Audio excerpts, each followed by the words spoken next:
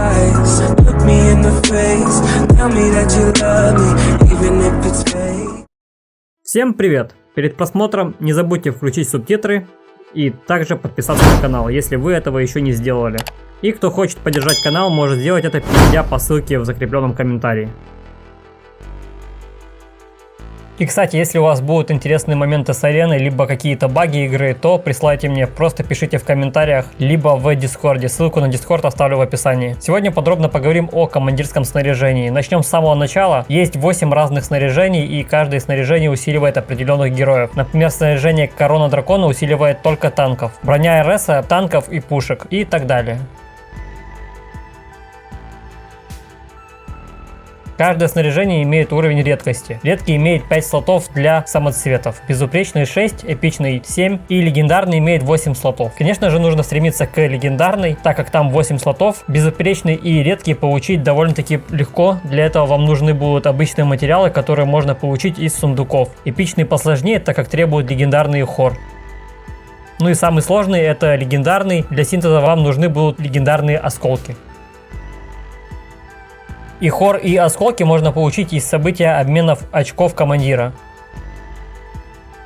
Переходите в командирское снаряжение, далее жмете сокровища, и тут два сундука. Один с предметами, а второй с камнями. Базовый сундук стоит 5 очков, второй 10 очков и специальный сундук дает 20 очков.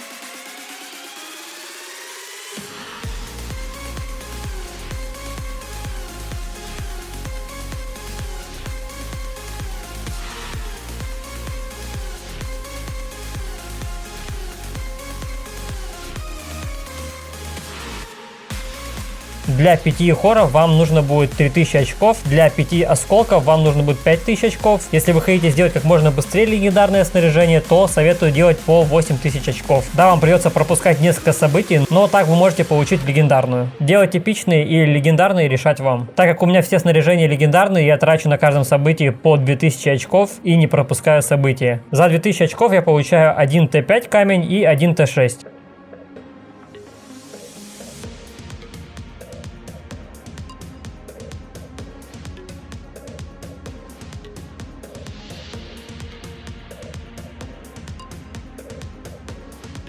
Да, вы можете спросить, почему я не улучшаю их, но это слишком дорого для меня, поэтому осколки мне сейчас не нужны. В зависимости от звезд существуют разные задания для увеличения их. Для этого вам нужно нажать на мощь и прочитать, что требуется. Мне для серебряной звезды нужно общий уровень самоцветов во всех снаряжениях 900, для второго 960 и так далее.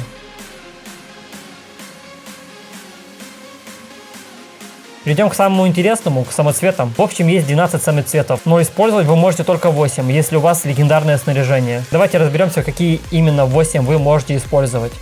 самоцвет здоровья, далее идут 3 самоцвета физической атаки, магической атаки и гибридный самоцвет физ и маг атаки. Из этих 3 вы можете выбрать и установить только один. То есть нельзя вместе поставить физическую атаку и магическую, нужно выбрать только один. Советую по возможности ставить гибридный самоцвет физ и маг атаки. Далее камень брони, сопротивление магии и снова 3 камня. Самоцвет бронебойности, проникновение магии и гибридный камень физ и маг проникновения. Тут также можно установить только один. Советую по возможности ставить гибридный камень. И последних 3 камня: камень уклона, крита и скорости атаки. В итоге из 12 вы можете поставить только 8 самоцветов. Конечно же, если у вас легендарное снаряжение. Если, например, у вас снаряжение эпическое, в котором 7 слотов, или же снаряжение с 6 слотами, то вам нужно будет выбрать 7 или же 6 лучших. Советую всегда выбирать последних 3 камня. Это уклон, крит и скорость атаки. А для себя я выбрал лучший камень, это скорость атаки. Как вы видите, я стараюсь ставить камень скорости во все слоты, где есть усиление самоцвета. Стараюсь сделать побольше уровень самого камня скорости атаки, но вы можете выбрать любые другие камни, какие вам нравятся. Вроде ничего не забыл. Если